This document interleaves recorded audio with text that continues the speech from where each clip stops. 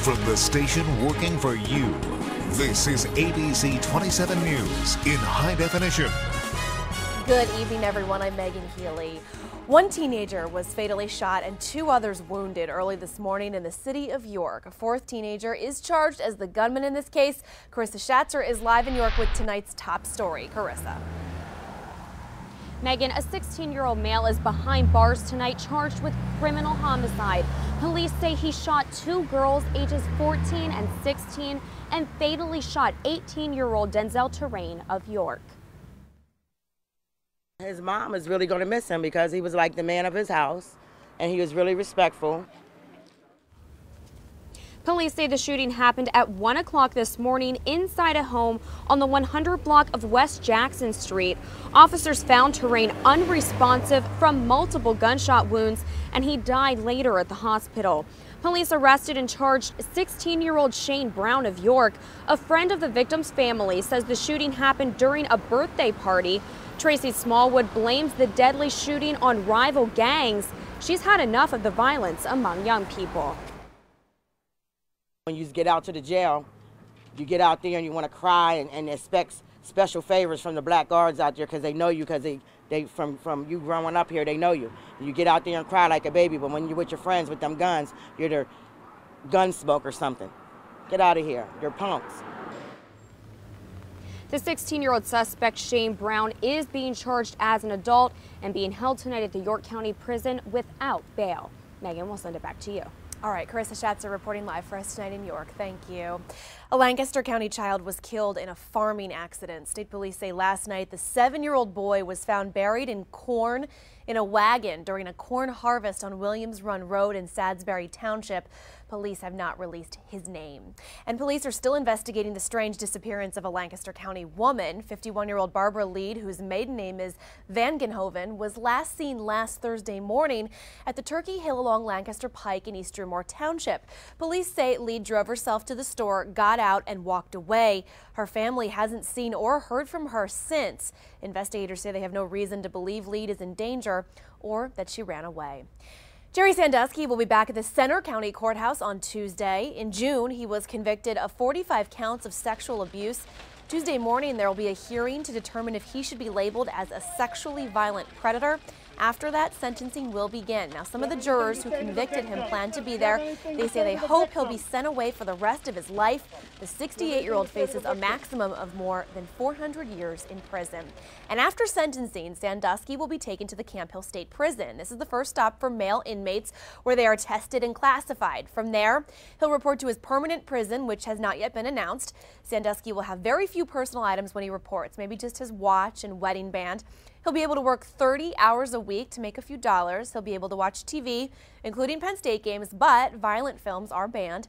And if he writes a book, state law prevents him from profiting from it. Once again, Jerry Sandusky will be sentenced on Tuesday. The hearing begins at 9 a.m. Our team of reporters will be back in Bellefonte covering every angle. We'll have live team coverage throughout the day.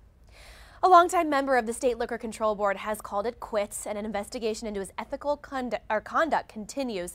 Patrick Stapleton resigned after being on the LCB board for 15 years. Back in March, state ethics investigators began their probe into Stapleton and other LCB board members into whether they improperly took gifts from agency vendors. Stapleton's term officially ended last May, but he stayed on, and the state continued to pay his $72,000 salary. Corbett has nominated a Philly attorney to take his place. Jill Biden will be in the mid-state this week. She is campaigning for her husband, Vice President Joe Biden, and President Obama. Tomorrow, she'll speak at the Obama headquarters on South 3rd Street in Harrisburg. That is set to begin at 11 a.m. And then on Tuesday, she'll make an afternoon appearance at the Lancaster headquarters on West King Street. The election is just 30 days away.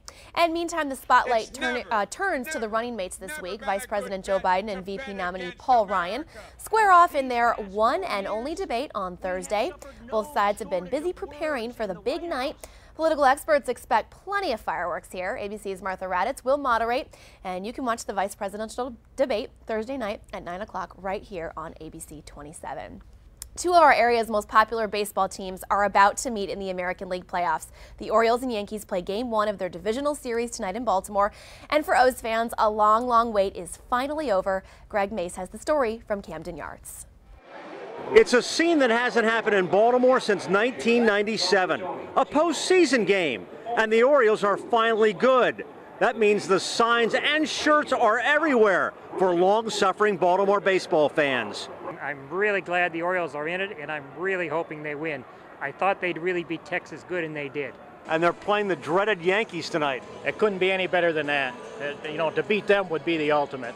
But I think the way the town has responded to how this team has won and the underdog nature of it, if you will, they feel their birds are back, and they're going to come out in force. Here's the Yankees' perspective. Middletown High grad Sweeney Murdy is the longtime beat reporter for the Yankees for America's #1 sports radio station, WFAN.